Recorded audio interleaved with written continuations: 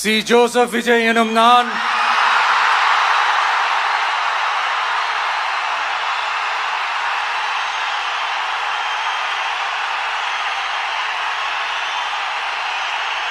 சட்டப்படி அமைக்கப்பெற்ற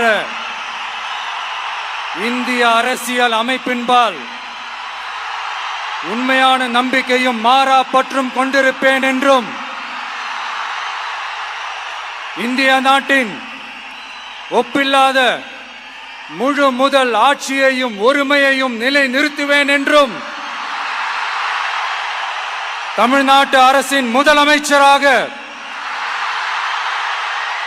உண்மையாகவும் உளச்சான்றின்படியும் என் கடமைகளை நிறைவேற்றுவேன் என்றும்